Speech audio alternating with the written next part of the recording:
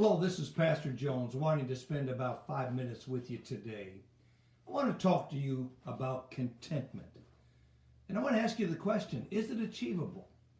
The Bible says godliness with contentment is great gain.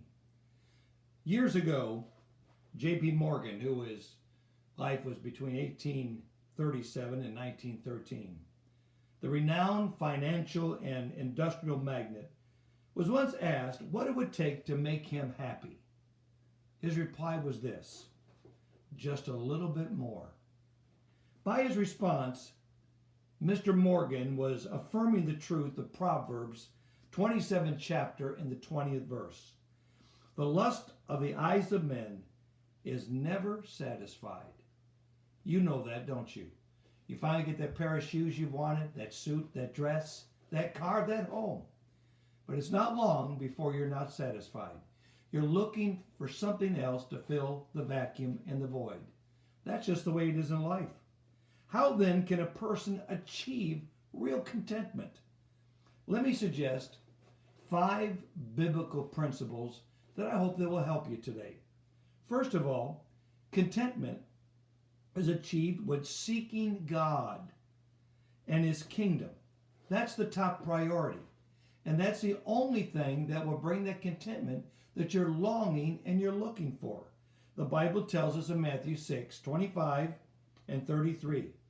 Jesus says, "Therefore I tell you, do not worry about your life. What will you eat or drink, or about your body, what you will wear? Seek first His kingdom and His righteousness, and all these things shall be added unto you." Secondly, contentment is achieved by believing God will meet your needs. You'll never do it, but God can. This is what the Bible says in Hebrews 13:5. Keep your lives free from the love of money and be content with what you have. Hard to do, isn't it? Because God has said, "Never will I leave you, never will I forsake you." In other words, God is going to take care of you. Thirdly, contentment is achieved by graciously accepting what God allows in our life. And nothing can come your way that God does not allow. He is in control. The Bible says in Philippians 4:12 and 13, "I have learned to be content whatever the circumstances." Boy, Paul's said a mouthful there that is achievable for us, but very difficult, isn't it? "Whether well fed or hungry, whether living in plenty or in want, I can do everything through Him who gives me strength." What a statement, and what an aspiration that should be for you and I as believers.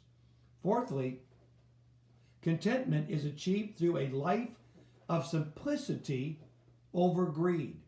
And believe me, our society is fueled by greed. The Bible says in 1 Timothy 6:6 and 8, in Ecclesiastes 5:10 and 13, "But godliness with contentment is great gain." If we have food and clothing, we will be content with those things. "Whosoever loves wealth is never satisfied with his income." They always want more.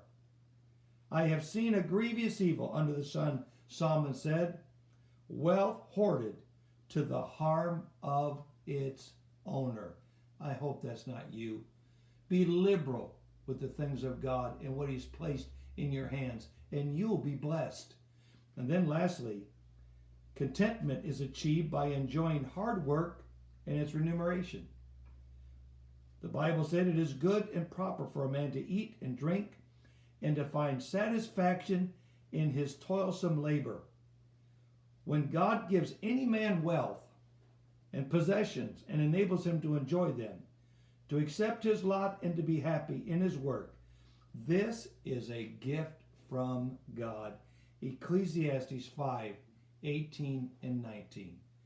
If you have not come to the place where you have deep down inside of you that sense of commitment, or contentment rather, run to the Lord today, because He is the provider of contentment even in this 21st century. Hope I've given you something to think about. This is Pastor Jones saying God bless till I see you again.